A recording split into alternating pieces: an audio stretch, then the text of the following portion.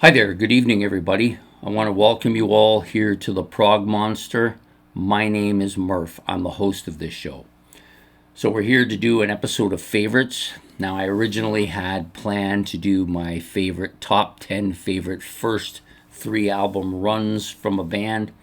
And then I had this premonition that when I was working towards it this week, that I had done something like this. And so I went back and looked through my playlist, and yeah, sure enough, I had done a mini series where I picked six albums and I did an episode from each of my favorite six bands, three album runs from the start. So I thought, well, I can't do that, but I had a second idea in mind to do a second series of episodes like this, which was my 10 favorite progressive rock album runs from the beginning. So I'm going to move to that, which is what I've done.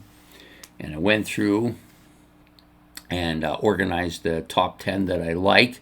Wasn't easy. I eliminated some bands for a couple of reasons. One, some of the bands didn't have if the album had any progressive elements to it, I would probably include it if I thought of them as a progressive band. But if they had no progressive elements to it, and there was a few bands like that who I thought had no progressive elements to their first few albums, so I eliminated them and eliminated some big names off of that too, 4 or 5 of them actually. And then I also eliminated any bands whose album I hadn't listened to. So if there was one of the three albums or any of the three albums, or in some cases all of the three albums I hadn't listened to, I did not include them. There were a few bands who I had listened to the albums at least once, but I didn't think that was fair enough to kind of put them in a list like this. If they only had one listen, they're not going to make it anyway, so I eliminated them as well. So then we were left with what I have is my top 10, plus I have 6 honorable mentions, which I will give at the end of the episode. So we're going to do this the way we always do it, or the way I always do it anyways, which is go from my least favorite, or my number 10 in this case, all the way up to my number 1, or my most favorite, my number 1 album. So some people may find some of the rankings a little bit on the strange side, but you have to understand that each album is contributing to the whole of the run. So if there's a weaker sister in there, they didn't get as high a mark, so the total mark was below where it might have been if they had all got an equal mark. So that's the way I figured it out. So we're going to start with the number 10, and that is a band that I would never have been on this list a couple of years ago because I simply hadn't listened to them. But because I have all of their first 4 albums, I've been working my way through each of the albums. The first 2 have already gone through my playlist, and the third one's currently in my playlist, and that is Greenslade. Yes, Greenslade. So the first 2 albums, this one and this one, so this is a 2-album disc, the same as the second one is also a 2-album disc.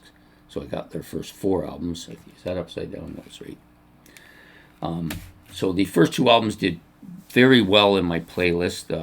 I would say the second one kind of slightly outperformed, but that was my initial perception of the 4 albums when I first listened to them too. I thought each of these albums is a little bit stronger than the one before, and that was the case here. This one has not been in the playlist long enough to really get that dominant feeling yet. That's the one on the top here, if you can see it. So they together made it strong enough 3-album run to put them in my top 10, Greenslade. So next up, we're going to go with this band who most people know I love quite a bit, and that is Nectar. So these are their first 3 albums. Journey to the Center of the Eye. Oh, is that upside down? It is, yep. Journey to the Center of the Eye. A Tab in the Ocean. And this one, which is Sounds Like This. So Sounds Like This is waiting to go in the playlist. It's the next album to go in. Their 4th album is already in the playlist at the top, and Remember the Future, which I really like. This one I thought I had them backwards. I thought this was the 4th album, but apparently this is the 3rd album. But I have been listening to this periodically while it's been waiting. I like it. It just hasn't been around long enough to really show a huge amount of strength. The other 2 are very strong. Both these two albums, love both of them. So that was what made Nectar number 9. Next up is another Canterbury band that a lot of people like, and I always get comments about, oh, thanks for showing these band. They're really good. I like this band, Camel. Again, I got them upside down. So we got Camel's debut album, Mirage, their second album, and The Snow Goose, their third album. So ironically, this was the first one I bought, but these were I've listened to. Two of them have been in the playlist. These two, the first one's been in the playlist. This one briefly in the playlist, and this one is waiting its turn in the playlist. But I've listened to them fairly regularly. I used to listen to them online before I got them, and now I've been listening to this. This one is really good. I like it a lot. This one is going to be probably my favorite eventually. I have that feeling. This one only has the one negative part about there's no vocals on it, but other than that, the music's great. So all three of them contributed to make this my number 8 progressive rock 3-album runs from the start. So next up, this one will not be on many people's lists because they may not even know that it exists, but this is Tremendous.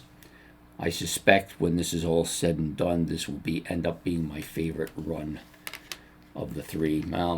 It'll be there anyways. It'll be close. So the Chronicles of Father Robin. This is their first one. Book 1, Book 2, and Book 3. So I kind of think of them as this way. This one's the land one. This one is the sky one, and this one is the water one. Just the way I think of them. Sorry.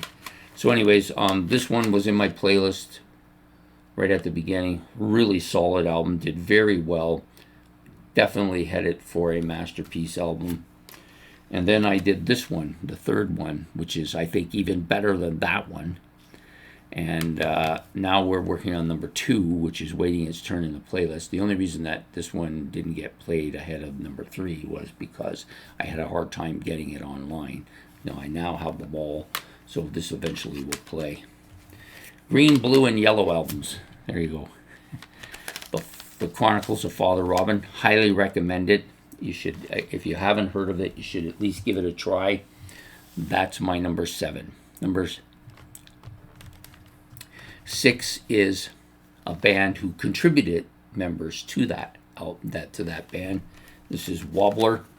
Their debut album, Hinterland. Their second album, Afterglow, and their third album, The Rights of Dawn. All 3 are good.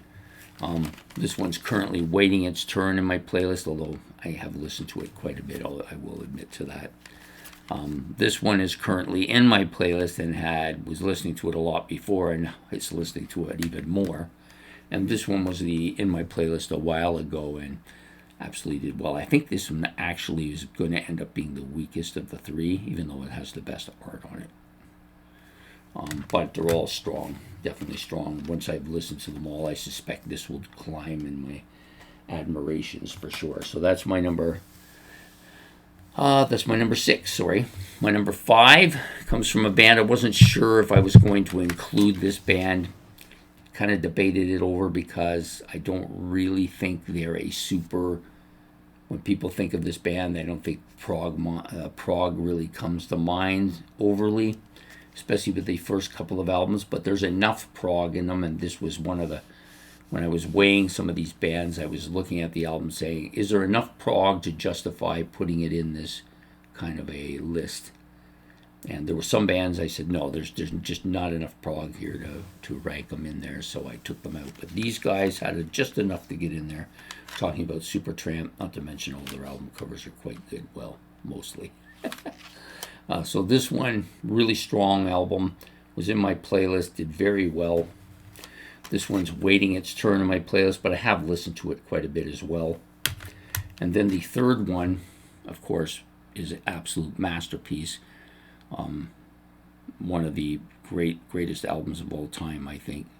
And sound-wise, it's just absolutely brilliant. The cover's great. There's some of the songs are absolutely among their best songs. So this one really pulled it up too. So I had to include them. There's enough prog here to include them. So it's going to be Supertramp in the number 5 position. Next up is the number 4. This one could have been higher if it wasn't for the first album. The first album, I've never kind of warmed up to it. There's a couple of tracks on it I really absolutely love, and that's probably why I had to include it here on the list. But the second and third album are brilliant, both of them. So talking about Peter Gabriel 1, Peter Gabriel 2, and Peter Gabriel 3. The first 3 albums by Peter Gabriel. There's enough prog in all 3 of these. I debated it for a while, but I think there's enough prog in all 3 of them that you have to give these guys their due. This album, like I said, I never was a great fan of it. I do like the cover. And there's a couple of songs in here, Salisbury Hill being one of them, fantastic. This album is brilliant. It's darker. It's more acoustic oriented, I think, but all the songs here are fantastic.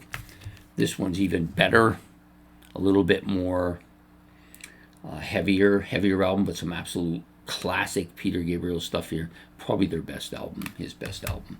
I ranked it as its best, and I did the Gabriel series. So number 4, Peter Gabriel's first 3 albums. Number 3, I only have 2. But the 2 I don't have, I owned both in vinyl, and I had one of them in cassette, and I listen to them a lot when I have them, probably much more than this one, which I own. But these 3 albums to me are all really good. This one I've only listened, the first one of the list I've only listened to maybe 10 times. I already know I like it a lot. We're talking about Elias of Sun Hill from John Anderson, who's going to come here at my number 3 spot. His second 2 albums, Song of Seven, and Animation. Love both of those albums. I often flip back and forth between which of the 2 I like more. If I had them, I would probably play them a lot more. I look for them all the time because I think his start from his first 3 albums are brilliant. So that's why he's here at number 3, John Anderson. So the top 2, I think, finished in the top 2 fairly easily. This was not a problem picking these 2 at all. Number 2, in my opinion, this will likely be in the top 5 forever. Gentle Giant, this is the debut album. Brilliant. Acquiring the Taste, which is probably my favorite album from them. Really good. Longest running album in my playlist ever, I think. Over a year in my playlist. And then this, which was my first album by them, Three Friends, didn't do very well at the beginning. Consequently, probably set the band back 30 years because I just wouldn't listen to them. I just thought they weren't that good. And now that I've really turned over that leaf and have become broken through the barrier and now like this band, this album is continued to get better for me all the time. Even though it's the weaker of the 3 albums here, in my opinion, it's still a great album. Some of the stuff on here is really starting to resonate with me quite well. So Three Friends. So yeah, Gentle Giant will come in at number 2 easily, I think. And they were nosed out by this threesome because I love all 3 of these albums. I've listened to them all. They've all been in my playlist. I've owned the first one for many years until I gave my vinyl collection away, and then I now have it again. And just fantastic 3 albums. We're talking about Marillion's first album, Script for a Jester's Tear. Fugazi, who might be the weakest of these 3 albums, but still the front half of this is just dynamite. Fugazi. And then the third album, which is Misplaced Childhood. This is a brilliant album. All 3 of these albums are really good. This one, I think, is the best of the 3. It's brilliant. It was their biggest album as well. If we were going to 4 albums, Clutches would really sink it for the rest of these bands because it's a brilliant album as well. So Marillion, number 1 today. So I'm going to give them to you in reverse order again, but I'm not going to show all of the CDs. It's going to take too long to do that. So number 1 was Marillion. Number 2 was Gentle Giant. Number 3 was John Anderson. Number 4 was Peter Gabriel. Number 5 was Supertramp. Number 6 was Wobbler. Number 7 was The Chronicles of Father Robin. Number 8 was Camel. Number 9 was Nectar. And last but not least was Greenslade in the 10th spot. And some of the honorable mentions, I'm going to get my glasses on for that because I wrote them smaller. We got King Crimson. They probably finished a little further down based on the third album's Lizards, which really never resonated with me very well. The first two were brilliant. That one was a little weaker. Maybe I got to listen to it a lot more for it to penetrate me. I'm not sure. The first 3 Hawkwind albums, I've listened to them all. I like them all. I just don't own any. Well, I think I actually own the second one, which is I think is the best of the 3. But they're all pretty good. Lots of prog here, lots of space rock here. So once I get the 3, I'm sure they would make this top 10 list for sure. Alan Parsons Project, their first 3 really good as well, but again, just not enough time with it. I like all 3 of the first 3 albums, Pyramids, Mystery, and I can't remember the name of it. And then, of course, the iRobot one. All really good albums, but just haven't listened to them enough to give them enough of a momentum to get into the top 10. Atomic Rooster, I like the first one a lot. Their debut album. The second one, not so much. To me, it's the weaker of the 3, and then of course the third one is brilliant. I love it. And then we have the Klaatu. First 2 albums that I've had of theirs. The first one I've listened to its entirety. I love it. I think it's a fantastic album. Second one, Hope, is in there now, doing very well. Could be almost as good or maybe better than the first one. And then the other 2 I just got, but I have listened to them quite a bit before I bought them, but they're just brilliant albums as well. Hopefully, once they get some listening time, and they would do well as well. And then the last band on this list, almost didn't include it because the first album is not really what I would call prog, although it's very progressive, so I guess it is in some ways proggy, but not really rock, I guess is the better word. It's kind of medieval sounding. We're talking about Griffin. So their first album, very medieval sounding. Their second album, Mushrumps, good album. But again, I don't own any of them. They're hard to get. And then, of course, the Red Queen to Bishop's 3, I think is the name of it. They're all good albums. I just haven't had enough time with them because I don't own them and they're hard to get. So that's the reason why they didn't make it. So those are my 6 honorable mentions. I hope you've enjoyed this episode. It was a bit of a tough episode to put together because there was a lot of factors that I had to include to make sure that it made sense the way I put it through. Some of the bands who didn't make it, obviously, yes, Genesis, Rush, Pink Floyd. Those are 4 of the bands that I had originally considered, but then dismissed all because of their first albums. All 4 of these bands' first albums I do not consider to be progressive at all. Couldn't even, maybe the Yes album and the Pink Floyd album had a little bit of progression in it, but to me they were all pop albums, except for the Rush one, of course, which was just a hard rock, almost metal album in some ways, but no progression to it at all. And so I couldn't, in conscience, kind of put them in a progressive rock thing, so I dismissed all 4. And there's a few other bands that had this album or that album that weren't really progressive either, so I didn't include them. Anyways, I hope you've enjoyed this episode. It was fun to put together. I hope you'll enjoy it as much. Maybe it'll make you think about the albums that you have or the bands you have that you really have a great affinity for. That's really what this is all about. So please hit the like and subscribe. If you want, you can leave your top 10 progressive rock album starts, first 3 album starts, in the comment section below. I'm curious, and on occasion I'd seen somebody's list and I said, that band I've thought about, but I haven't really pursued it, and this guy's saying they're good, I might go and look at their stuff. That's how it operates for me. So I hope that what I give to you, you also give to me. That's how it works.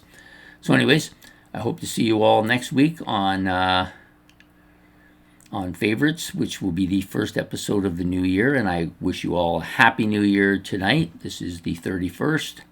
And we're ending 2025 and we're going into a fresh new year, 2026. Hopefully it'll be a good year.